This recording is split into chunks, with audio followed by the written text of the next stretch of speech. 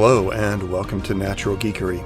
This is a podcast that focuses on role-playing games, creativity, storytelling, and the flow that can happen when friends or strangers sit down with some dice, some rules, and decide to tell a story. We currently feature an actual play called Wild is Plus, where there is no GM, only two old friends using a few rules and creating a fantasy world and a story from random die rolls. My name is Brian. Welcome aboard. So back many months ago, Dr. Hip and I decided to take a bit of a break. The once a week schedule was just getting to be a little too much, mainly for me. The editing and putting the podcast together was just too much, just taking too much time. I talked about that in other episodes.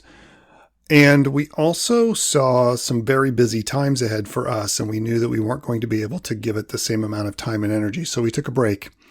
We never intended for the break to be as long as it was. I definitely never intended that.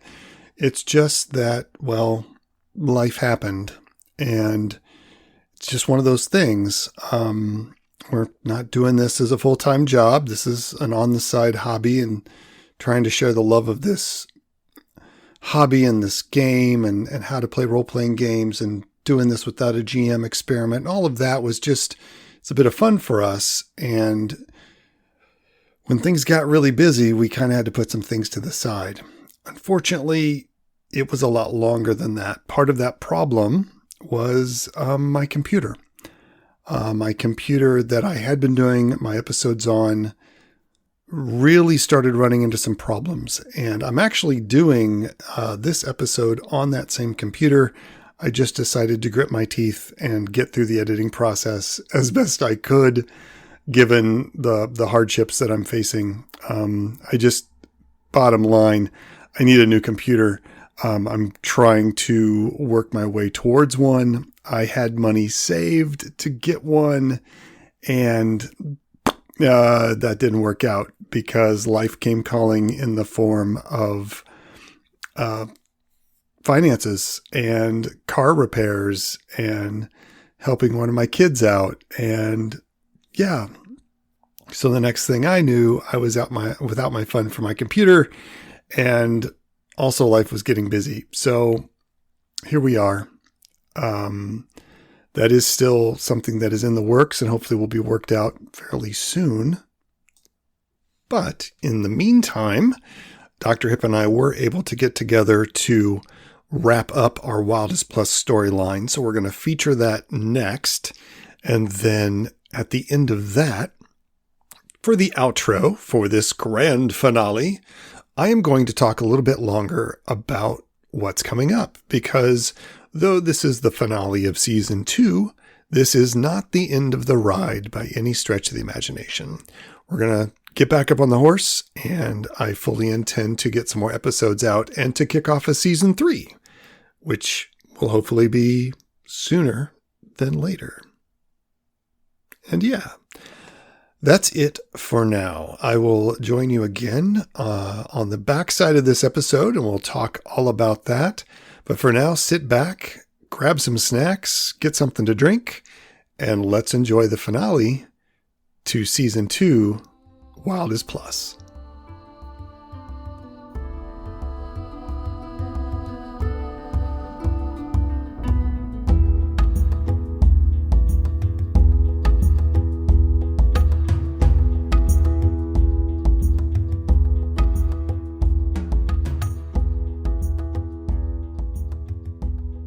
Hello, everyone, and welcome back to another episode of Wild is Plus. Woohoo!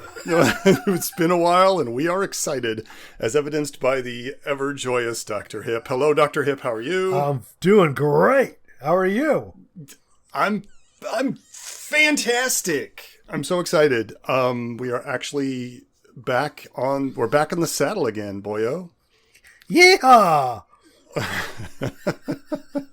So there's been a lot happen. There's been a lot under the bridge. I've posted some of this for the patrons on our Patreon website. It's been crazy. We were going to take a little bit of a break, And we had a lot of things going on in our personal lives. And we were like, okay, we need to slow down and we'll take a break. And that break was only supposed to be like a month, I think, or like 6 weeks. Here we are. It's like, 4 months later.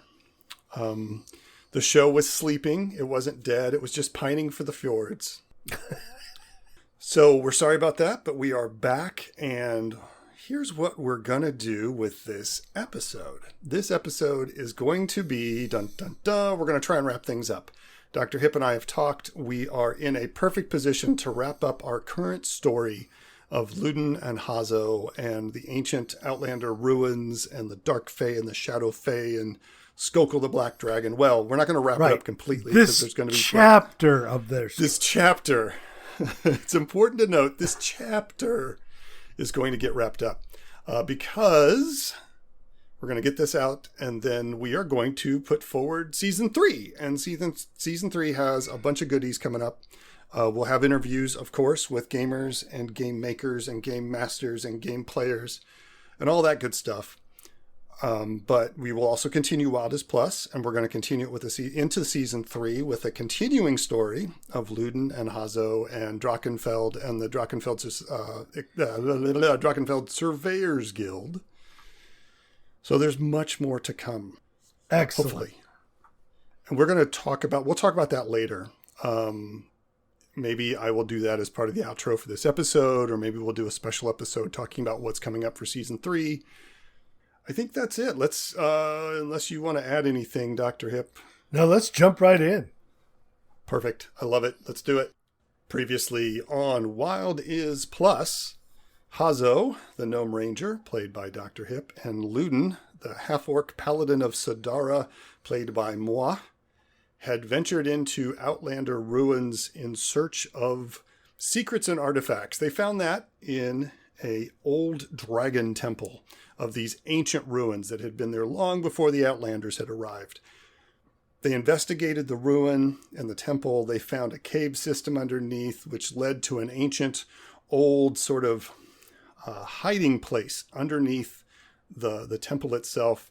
This, in turn, they ran into a ghost of an ancient dragon priest who they were able to follow out to this other cave system, smaller in nature, that led them outside and let them get back outside of the ruins themselves.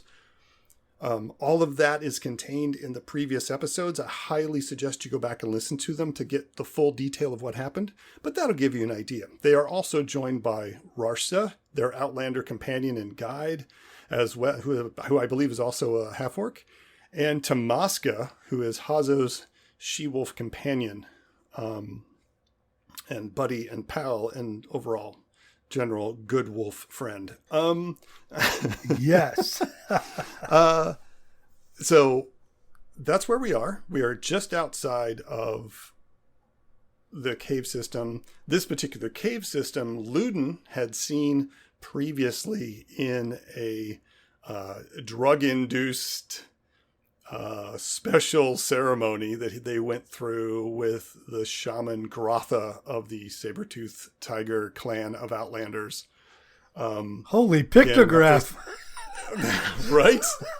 Which was eloquently described in detail by Dr. Hip, and then we wove that into the story, and they have just seen that. Ludin is a little shaken because he had a vision a few days ago as part of the ceremony, and then it has all come true, except for the whole Skokel flying at him and chasing him and trying to kill him. So far. So far, it's early. It's early on.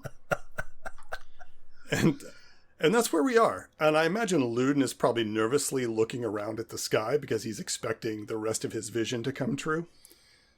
But before we get started, we're going to deviate a little bit from our standard scenes and chaos rolls. Our goal here for this episode is to wrap things up, to kind of get everything as wrapped up as we can and get us back, hopefully, to the city. So we're going to forego scenes. We're just going to kind of ask questions and move things forward because I think we've got enough of a narrative and a storyline now. I mean, if we have surprises, we have them, but we've got a goal in mind this time, and hopefully we'll get there. We'll see. We reserve the right to make this a two-parter. See what happens. Okay. So we're outside the cave system. One of the things we found the ruins, in that cave ruin system underneath, in that hiding spot, were 3 ancient tomes. One of them was a journal that depicted the persecution of the Dragon Clan followers as much. That I don't know. We know that as players. I think we determined that as GMs. But I don't think we actually know them. But we just know we have 3 books that could have extreme value to history and lore and, maybe a little monetary gain there. But we want to get these back to the Explorers Guild. And we've sort of worked out a deal with the Shadow Fae that were in the ruins, which is what the Outlanders asked us to do. So I think it's time to head back. Mm-hmm. Rarsta is itching to get back. I would think so. She didn't like that ghost at all. That's right. She didn't. She hated it, matter of fact. Yeah, she was. I think she's seen between the owlbear attack that we had to deal with and the ghost and all this crawling around in caves. Running into she's done. The Shadow Fae.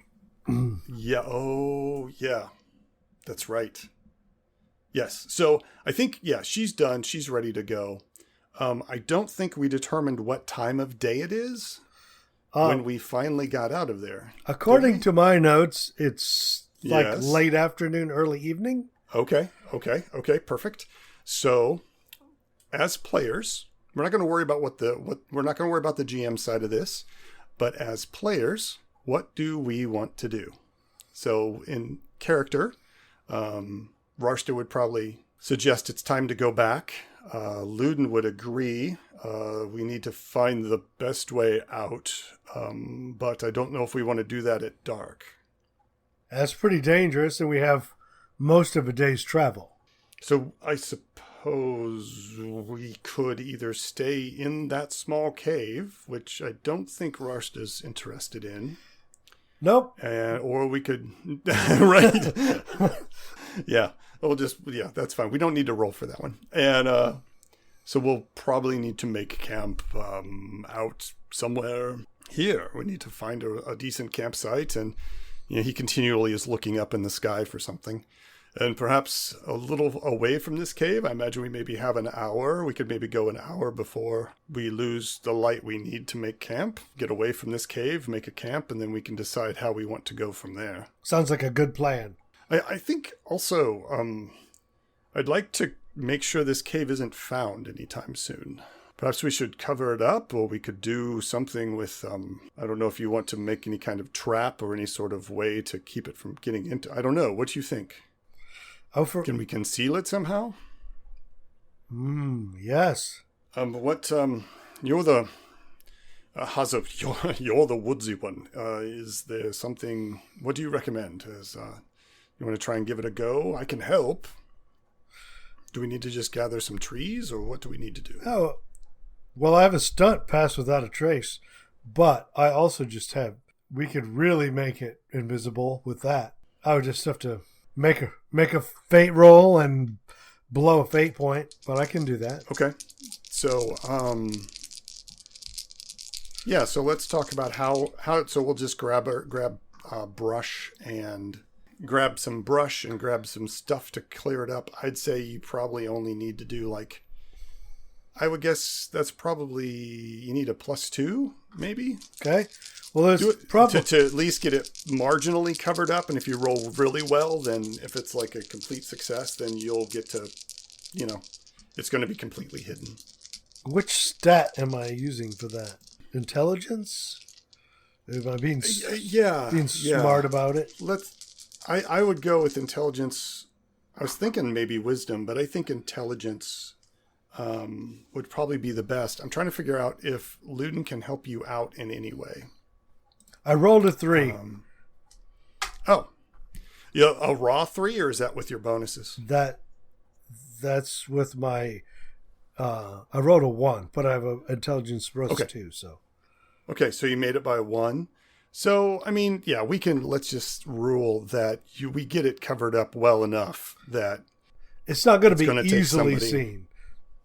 Yeah, if we look at the fate ladder, it says good, so it's a good job of covering it up, and someone would need to beat a 3 in order to find it. So I think that's good enough. And that's probably going to take maybe a half hour, maybe ish. So that leaves us maybe 30 to 40 minutes or so to head out and find a place to camp. Here's the question. Do we want to just do some general rolls? Like, I don't want to dial it in too tightly and be like, okay, what happens tonight? What happens in the morning? What happens as they travel? Yeah. So I think we know Hazo's more than competent enough to find us a campsite. And I say that don't need to roll that. So I think maybe we just make some general yes-no rolls to determine, do they get back to the Outlander camp safely? What do you think? Yeah. Should we maybe make 1 or 2 rolls? Let's make 2, one for the night and then 1 for the day. Okay. Like, do they find a good campsite and have a uneventful evening? Yeah, I like that. And then so 1 for the evening and then 1 for the general travel back. exactly. The day and a half travel back to the Outlander camp. Okay. I am fine with that. We are not going to worry about chaos at all this game. We're just going to put that to the side. We're just going to call it 50-50. Well, we're going to say that it's likely that you're able to find a camp and little will happen. So that's going to give us a +2. So we're going to roll D10s and we've got to beat the 11. I'll roll 1, you roll 1. Yeah, the old way. There we go. I say the old way. Oh, my dear. I got 1. 8. What did you get? 8. 9 is right on it. 9, 10, 11. So that's a yes, but according to the system we have been using all of season 2, a straight up 11 is a yes, but.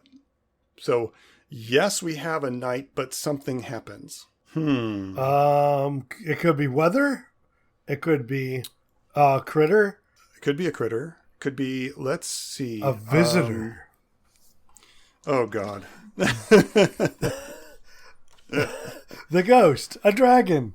A ghost, a dragon, a werebear, a dark ape bear, an owlbear, the owlbear's pissed off mate. Who knows? Okay, so let's boil it down and ask simple questions and see what the GM Oracle wants to tell us. Is this weather related? And it's just going to be 50-50, no modifiers. I got a 2. 1. 3, not weather related. Okay. Matter of fact, it is a perfect night for camping. It's early spring, right? Didn't we say it was spring? Yeah. Okay. So then... we need some descriptive words to give us an idea. Okay, so let's go... You want to go to the action table? Yes. The descriptors? All right, fine. Let's do it. I roll 1. You roll 1. I'm rolling on the second table. Table 2. That's me. You're table 2. I'll roll table 1. I got a straight up 50. Helpfully. Ooh, I already have an idea. I got 100. Young. Hopefully young. Okay, I've got an idea right off. Do you have one? Nope. I think that either Grotha's younger brother or sister has been following us, or a younger member, like a tribe, a group of younger hunters from the Outlander tribe was scouting the ruins, and they come across us.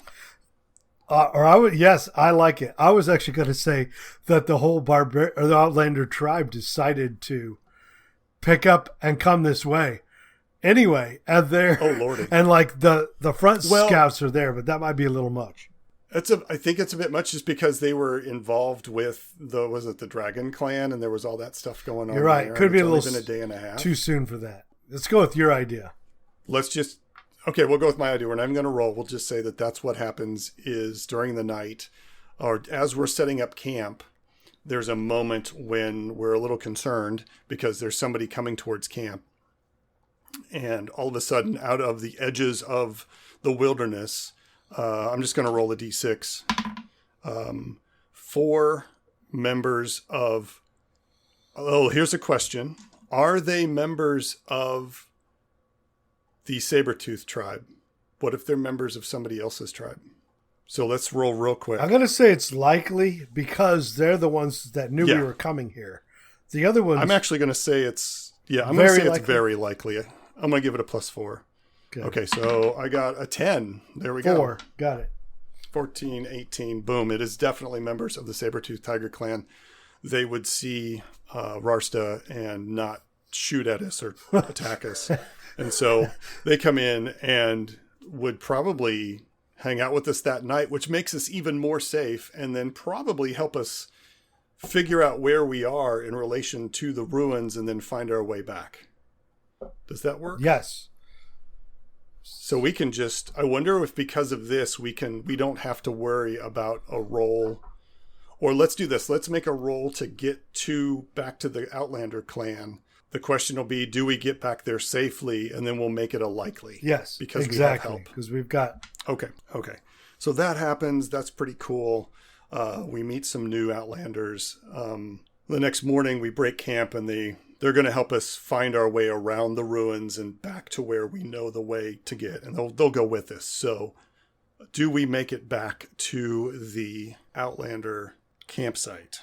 Without incident. And safely. Without incident. We'll give it a +2. I got a 3. 10. Okay. Woo! Woo-wee. Thanks for coming through on that one. So that's 13, 14, 15. So yes, they lead us back to the Outlander camp, and we're back. Good. Cool. That went better than I thought it would. Yeah, no dire cave bears this time. Oh, geez. So we get back to camp. We are greeted. We're brought in. We probably are sent to go talk to Grotha immediately. It would be because wasn't it a day and a half? I thought it was about 6 to 8 hours.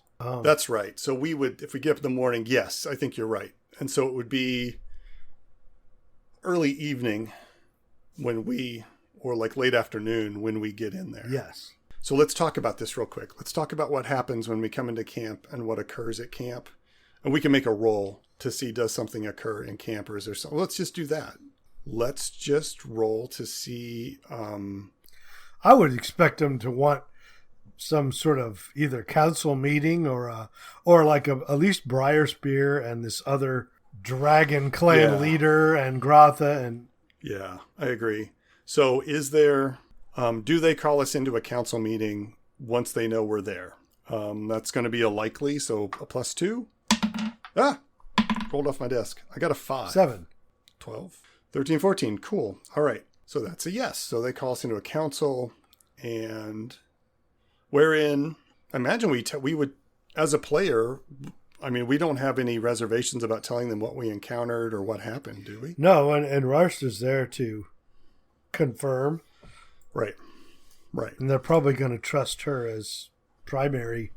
Right. She's going to tell them everything that happened with the Shadow Fae, and that the Shadow Fae, because of Luden, let's not forget, because Luden talked to the Shadow Fae and they were able to work out a deal that if the Shadow Fae came back, they would at least try to work with the Outlanders instead of just attacking them. Yeah, they sort of came to a pact. Yeah, right. And I would say Rarsta would probably make you look really good, important, because of that. Aw, shucks. Really? Thanks, Rarsta. You're a buddy. She probably would. Well, we can make a roll. You made it, or we can. It could be a big thing for them, a big turning point. You know. It could be. Why don't? Because we were already kind of liked because of how we handled things. Let's make a roll. Does the council find us favorable? Like, are they really happy with what occurred? Right? Let's just kind of get a feel for their temperament about what we described to them and hope for the best. I would say it's likely because... Definitely. There's too many positive things in our favor. Okay. I got a 10. Nice. 3. 13, 14, 15. So yes, definitely. They like what we did. It's a good thing. Can you think of anything else? Do we want to roll to see if something occurs while at the camp? I was going to say, are there any other clans that have showed up? Ooh, that's a good one. Are there any other clans that showed up? Do we want to add any modifiers? I'd say likely. I think so too. Has this been 2 days? It's been 2 days. So another clan could 3 have showed days. up. Sure. 3 days. Yeah. Okay. No, you're right. Let's do +2. So has any other clan shown up? 6. 9. There you go. 17. Yes. So at least one other clan. So the camp has gotten larger. Oh, here's another question. Does Briarspear work with the council and decide to go ahead and immediately travel back to the ruins? And I think that's likely. What do you think? I would say very likely. Because he didn't want to leave in the first place. Right. And that little... So I got a 7. Yeah, 6. That little... Yes, that little what?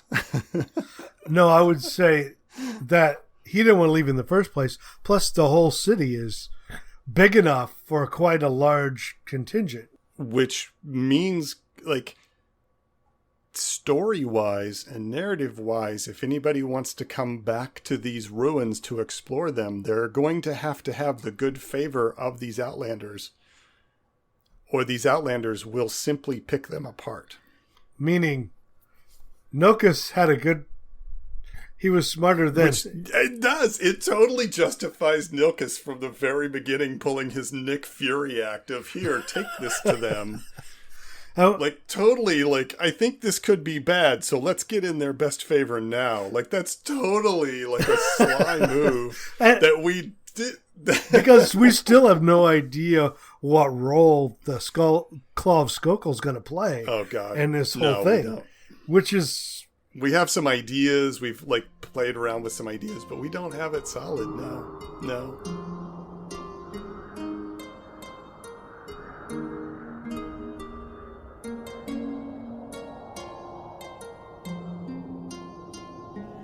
At this point, we know that things are going well for the Outlanders. We want to get back to the city, probably the next morning.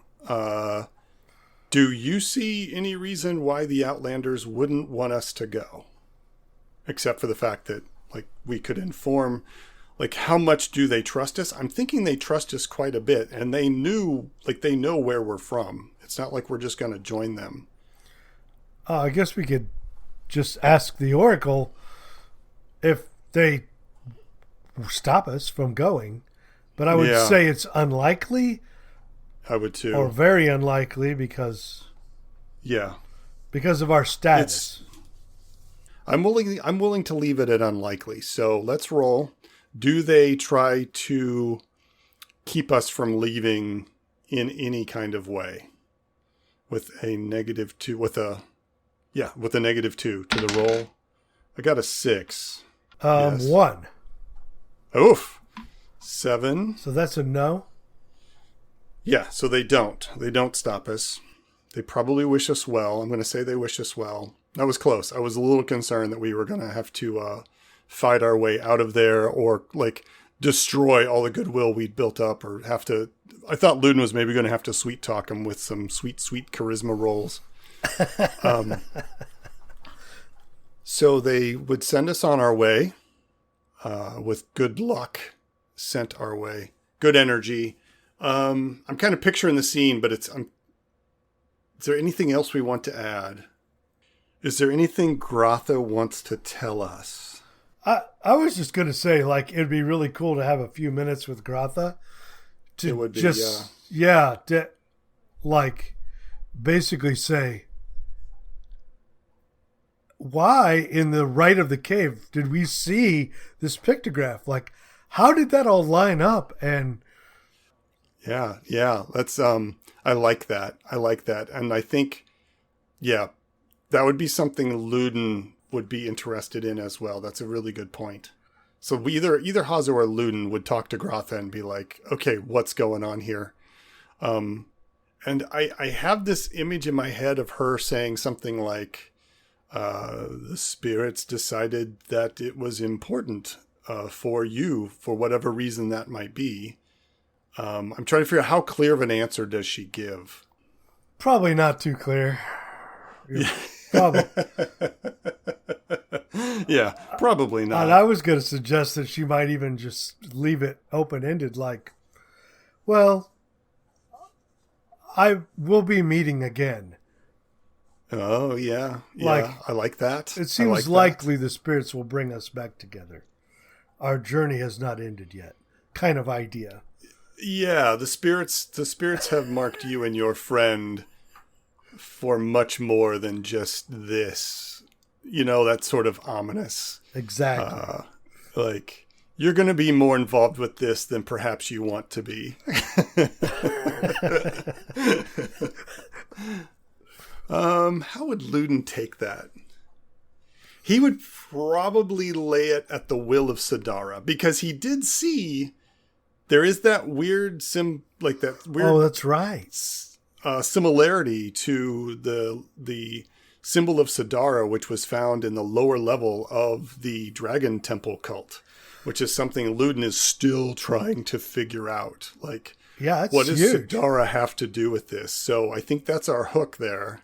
Yeah, for more fun down the road. You were shown a vision, and it was by and large the truth.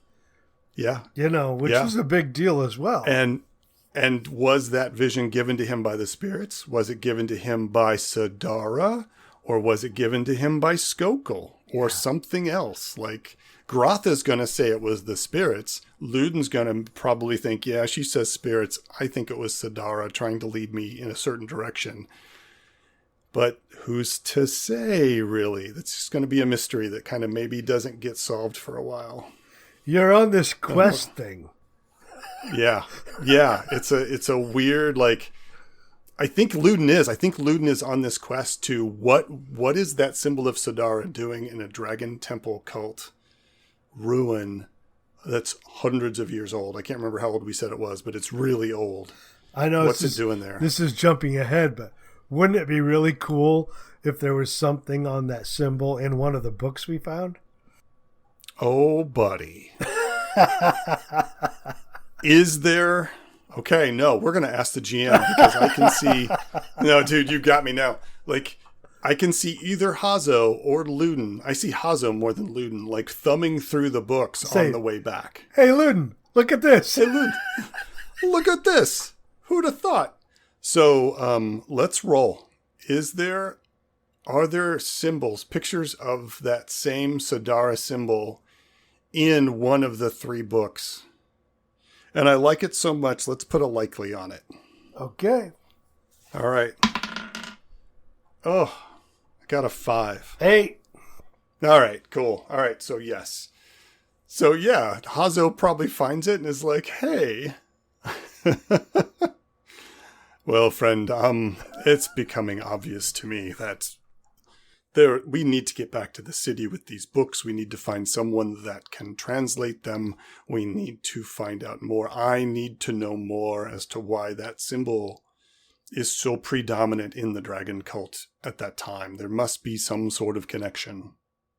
And nothing else. I need to get back so I can talk to my friends at the temple who can perhaps offer some help. Yes, and there's so much more in these books. This was a really big find. We need professional help. Sorry, I can't say that without a straight face. On many levels, my friend. Yes, I think you're right.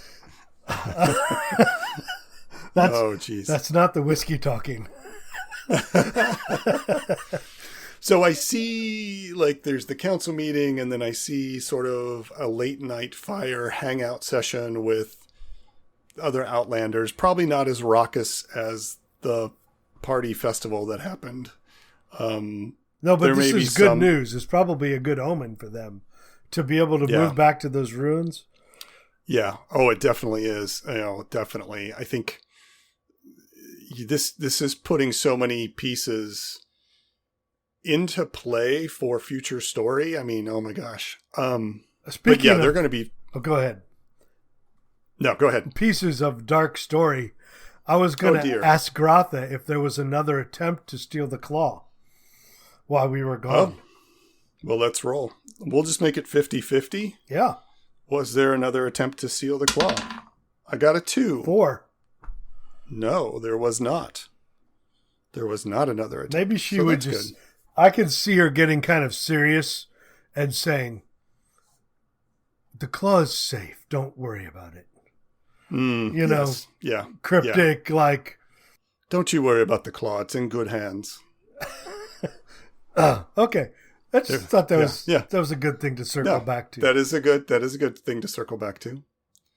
Yeah, I think. No more spear dancing for me.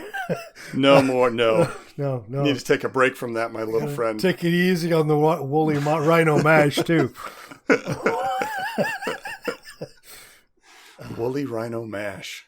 I'd forgotten about that. The evening passes. I say it's a nice evening. I don't see any reason to roll. Do you? To make our life more miserable? No, I think we can head back to Draken Falls in the morning. I think so too. I think really, do we just roll to see if anything occurs on the way home? Oh yeah, we're gonna get to the ferry in about 4 hours. That's right. And those boys might remember us. Oh man, I'm trying to think. Is there anything else that we need to touch on as players while we're in this camp? I think, yeah, I have these images in my head of like basically a very quick goodbye scene. Ludin and Rarsta do like a warrior's handshake and wish each other well. And Rarsta would also wish you well and probably offer the same thing. Like a little bit of a goodbye scene, you know? Like, yeah. Well, I have a feeling that Rarsta will come around again, but yeah. Yeah. Hazo's probably riding the wolf around the camp with the kids, you know. Oh, that's true. Yeah, just being a wild hooligan like usual. Just typical Hazo. I would say he might have a quiet moment of reflection too. Like, these Outlanders are, maybe we can even talk about it the next day, but like, they're really misunderstood. Like, we got a chance to know them, yes, they are. They're not what people believe. Well, they're not what people have been told. Obviously, they are a yes, I agree 100%, and I think it would do them a service to make sure people know that. Though I imagine there will be a certain amount of hesitation and hatred toward them if they find out they're gathering like this. Yeah, but I think I'm glad to be able to call them friend. Exactly. So let's roll to see, does anything happen on the way back to Draken Falls, sorry. Good? Yes. Can you think of anything else? Okay, all right. Leave it at 50-50? Sure. Does anything occur? This is a risky roll. I'm a little nervous. I got a 3. 10? That means yes, huh? That's a yes. If we see a dire cave bear cub, we are running like hell. No, don't even say that. Don't even invoke that. Okay. How do we want to? Oh, geez. So we could ask like we did. No, what was? Is it weather or like we did? Let's before? just. I wonder. Should we just go to the descriptor tables? Sure. Let's just roll on the descriptor table. I'll take the top. You do the second table. We'll see what happens. So let's find out what we run into. Fortunately. 43 harsh. Fortunately harsh. Fortunately harsh. Maybe like some bad storm comes up, but it slows us down for a reason. It could be anything. Maybe we come across that dire cave bear that died. Okay.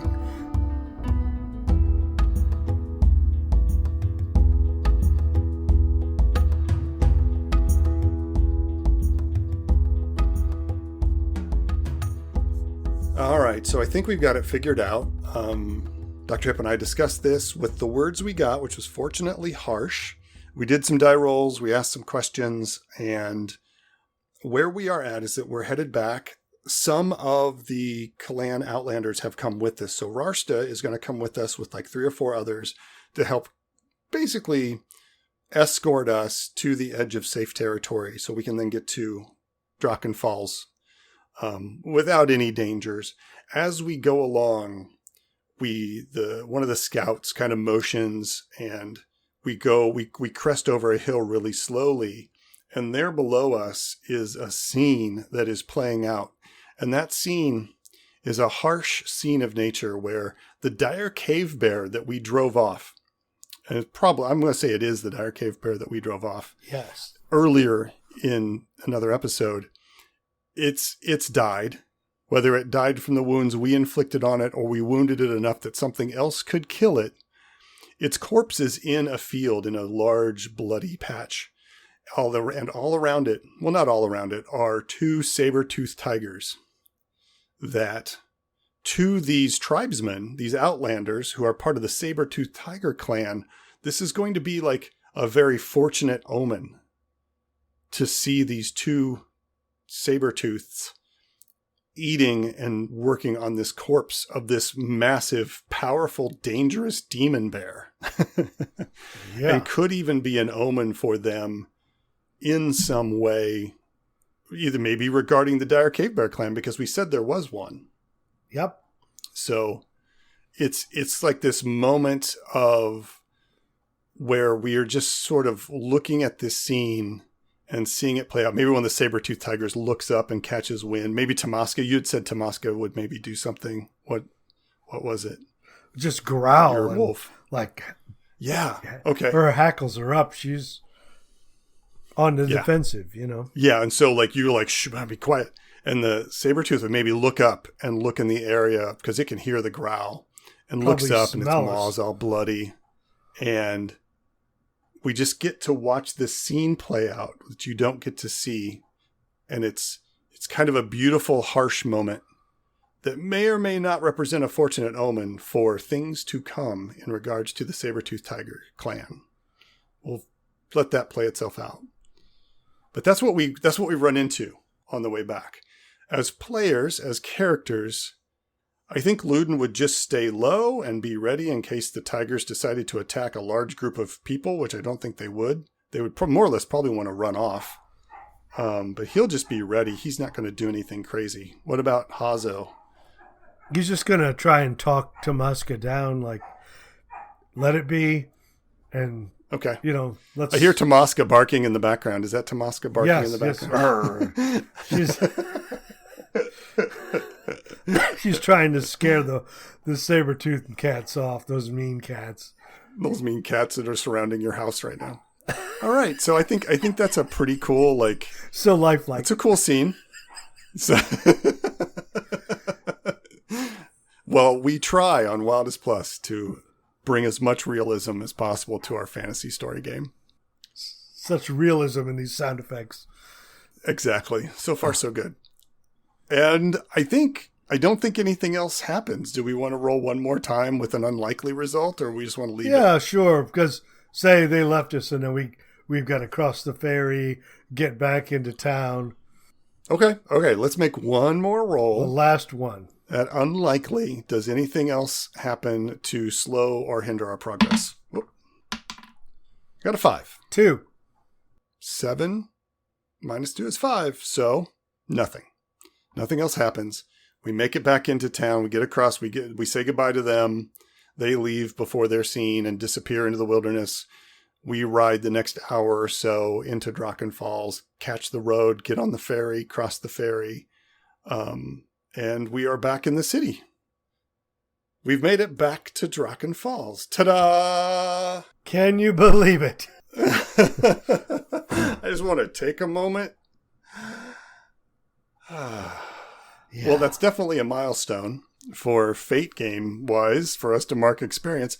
And we can, we have these books. We've made it back. We get the Drachenfeld. I guess we go back to the Drachenfeld expedition or the expedition. Surveyors Guild. Good Lord. But I think we keep the books to ourselves. Do we keep the books to ourselves? We haven't decided. Yeah. I think it's a good idea. What does Hazo think? Yeah, No, Luden wants to keep it to himself for now because he's very, very curious what we might be able to find on our own. Yeah, we can still tell Nilkus about the other stuff. We can report back about how the meeting went, but we don't have to say about the books. We've got those little dragon stones that were by the meditation pool, and we've got enough we can give those up. Swag to sort of satisfy without the big prize. We went to this Outlander convention and got all this cool swag, dude. Oh, man. And we would definitely report to him that the Claw of Skokel worked. Yeah. Okay. All right. Yeah, and things are happening out there, and that they should be planning another exhibition out to the an exhibition? Expedition. That's the word I'm looking for. Doggone it. You got me on the convention. I got you on the expedition. Yeah, anyway. Oh, my goodness. I think we're wrapped. I think we can put a bow on this. This was a fun story. Are we really about to put a bow on it? Yeah. You don't sound too sure there, Doctor. Yeah, I can't see anything crazy having happened. Let's think for a minute. Is there anything else? No. Twisted Fae they can't do much. They're only curious about the Claw of Skokel.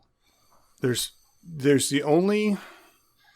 some threads involving that weird detective guy we talked to back at the ferry when we got involved in that ferry fight. There's threads with the Outlander, but that's just going to have to come across later, right? Is there a note saying, Detective such and such wants to see you? I don't know. Do we ask? Do we dare ask the Oracle that there's a note from the detective? What do you think? I don't think he would send a note. He'd just come by or send a person. Yeah. So. Yeah, but did he send a person saying, "Hey, when they get back, let's roll"? What the heck? We're gonna make it unlikely though. Right. All right. We were the do-gooders, not the badders. That's true. Let's make it very unlikely. Let's give it a -4. But if we both roll 10s, then we know we've got to go talk to him. Oh my God, I rolled a 10. 4. Okay, 14. Very unlikely. 10. -4 is 10, but that is a no but. So, no, there's no message from him, but he has us on his radar. Okay, that's cool. But we as players, we as characters don't know that. We as GMs know that he's curious about these two guys that got involved in that. I think that's fair. Yeah. Yeah. Okay. Is there anything else? Are we ready to put a bow on this? Yeah. Yeah. I think I need a good bath, decent meal, refill my flask of whiskey. Which is probably empty by now. Absolutely. We ran out back at the Outlander camp. Yeah. So you got to get your gnomish whiskey refilled for sure. All right. Well, Dr. Hip, we did it. We absolutely did. We survived. How does it feel? I'm trying to figure out how I feel about this. This has been a long chunk of a journey. Good times. Yeah, I think it feels really good. And also partially because in the beginning we were so focused on the game mechanics and they threw a lot of roadblocks in the storytelling. Yeah, there was a lot that we were still, we were trying to do things. This was all experimental. And I think we found our way through it. We got a story out of the deal. And I think more importantly, we planted a lot of seeds for more story later. Boy, howdy. There's so many different directions and storylines that could spin off from this that it was a great story starter. It was a blast. I had a blast. We learned a lot from it. We learned what not to do, what to do. I think we're just going to carry that into season 3. I'm excited about that. Absolutely. I'm excited with what's coming up, and more on that maybe in a separate episode. But I think we're finished here, sir. We're almost out of time as it is. So thank you all for coming along with us. Yeah, and more. There's definitely more to come. And I'll leave the rest for the outro. But this has been. Thanks for being here, Dr. Hip. Thanks for saying yes to this crazy idea. Well, thanks for having this idea. Absolutely. It's been a great journey. Yeah. It's been fun. It's been fun. All right, everybody. So thanks for being here. Look for the next episode to come out pretty soon. We'll talk about season 3. We'll talk about where we're going. We'll talk about all sorts of stuff. And definitely see you on the next one. Good roads. Good roads.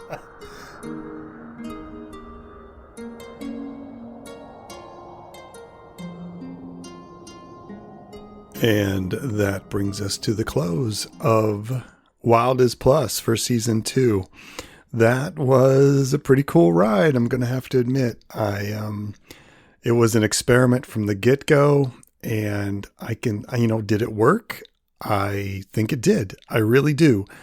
We had a blast. We had a good time. We made a story, and we made a really cool game world that I kind of want to play in more. And so because all that worked, we are going to go to season 3. We are going to have another session of Wild is Plus. However, we have learned from our mistakes. We had a couple things as we were developing through the episodes, and it was an experiment from one episode to the next, what was working, what wasn't. And one of the things that really came out of this for Dr. Hip and I was that we wanted something a little bit more narrative. The Mythic game system is absolutely fantastic for solo role-playing and for doing this sort of thing around a table. However, with all the roles and some of the mechanics, and then when you add in the fate rule system on top of that, it didn't lend itself well. So there near the end, I started doing episodes where we took out all of the fiddly bits, basically, so you guys wouldn't have to listen to it. And then we only pretty much ran with what we had come up with. And I think that was working. It was definitely working. Didn't do it too much in this episode, and we'll see if we'll have to do it in season 3. But that was sort of a yellow flag for us that maybe we needed to find a different system that worked with the kind of the game/story we wanted to tell/present. So to that end, when we go to season 3, and this is the cool news that I'm very excited to talk about, is that we are going to be doing the next season entirely differently. We are going to have a different, more streamlined, more simple system for getting those Oracle questions down, for getting those GM setting questions. It's going to be a lot of a focus on the yes and no questions, except they're going to generate yes and, yes but, no and, no but kind of answers, which will then in turn hopefully inspire us to come up with ideas. We have a couple other ideas for using oracles. We might use the Oracle descriptor tables from Mythic. We're not sure yet how we want to hack that in. We may also just use tarot cards. I don't know. We're still working that part out, but we do know that the narrative system for getting the story, or kind of getting the mechanical GM side of things, to kick out more of a narrative flow. So that's the first thing that we're pretty excited about. We've given it a couple test runs and we really like it. It seems like it's working really well. Also, this is a kind of a special announcement. It's not going to just be Dr. Hip and I anymore. We're going to boost the cast up a bit. We're going to change the formatting a little bit. I'm going to take on the role more of a host, not a GM, but a host that will kind of help facilitate things and kind of move things forward. I did this already a little bit in the last Wild is Plus, but I will be taking on that role a little bit more and directing things so that things flow a little smoother. So you'll definitely see that. As for who the cast is, you're going to have to wait on that. That's our surprise for now, but we are very excited to have some new folks coming on to the table. We're going to kind of expand the numbers and do this without a GM and really show what it would look like with a full game group. Well, not a full game group, but a larger game group than just 2 people. The other bit of news is that we're going to not use the fate system anymore. Over the break, I have become absolutely enamored with the Powered by the Apocalypse game system, and importantly, Monster of the Week. And I might have to do a separate episode just on my feelings about this game system. But to keep it somewhat short, we are going to take Monster of the Week. We're going to take Dungeon World. We're going to take Powered by the Apocalypse in general. And we're going to make our own fantasy hack featuring Drachenfeld and that game world.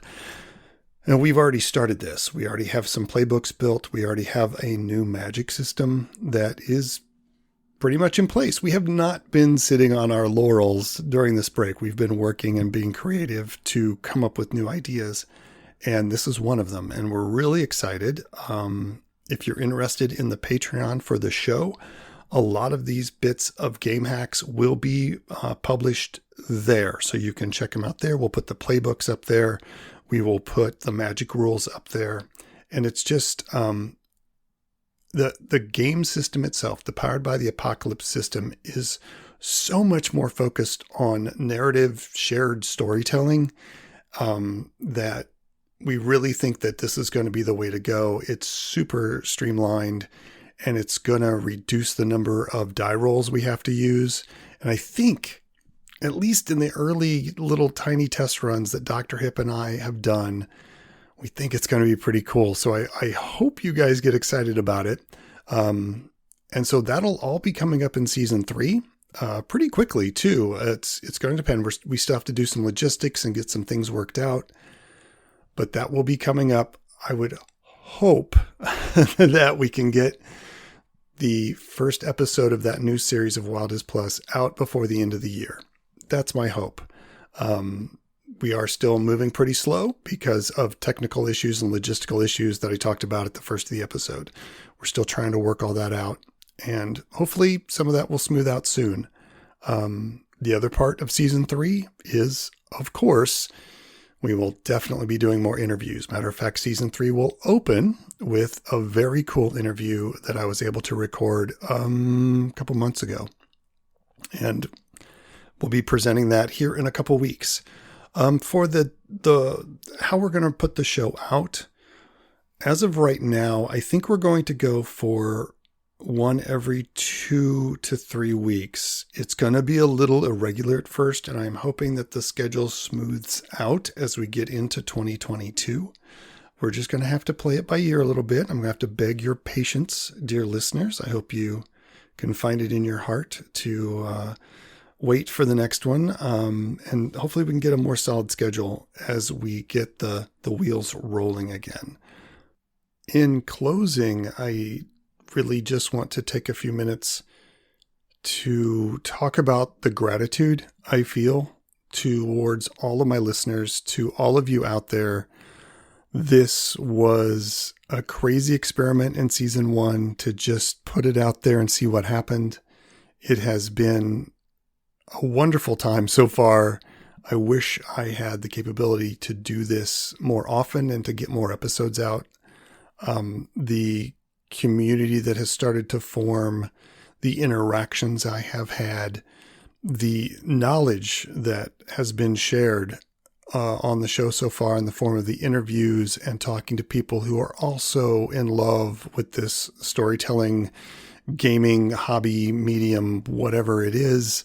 It has been an amazing ride for me, and I cannot tell you how much I appreciate all of you. And I hope that this show has helped you in some way or form. Maybe it's given you a new way to look at how to run a game.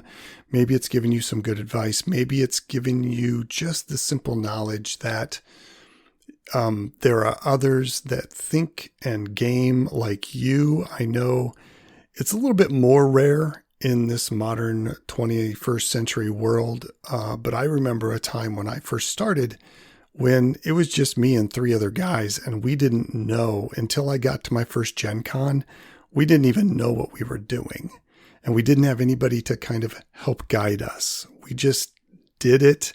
And we were 3 people against the world. And I as fun and as adventurous as that sounds, it wasn't a good time sometimes, because there are a lot of people that were against this hobby back then. And if someone is out there listening, and just so that they know that there are folks out there that have your back, please know that. And we will continue to have your back as much as possible. If you have any comments whatsoever, feel free. You can reach us at naturalgeekery@gmail.com. You can check us out on our Patreon. The link will be down in the show notes.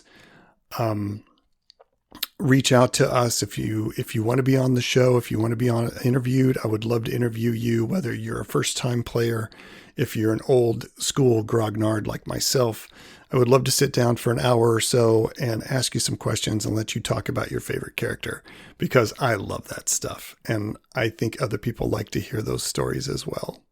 So please throw me a line, and I will do my best to get you scheduled and get you on the show. And yeah, if you have any comments about the Wild is Plus segments, feel free to throw those in the email as well. And that's all I've got. Thank you so much for listening. Thank you so much for being a part of season 2 and this crazy wild ride. I wish you all the best. And remember, as always, you are needed out here. Your creativity, your wit, your humor, your sense of fantasy. You don't know how that might brighten somebody else's day. And just remember, you're needed out here. Keep shining, everybody. I will see you on the next episode. Bye-bye.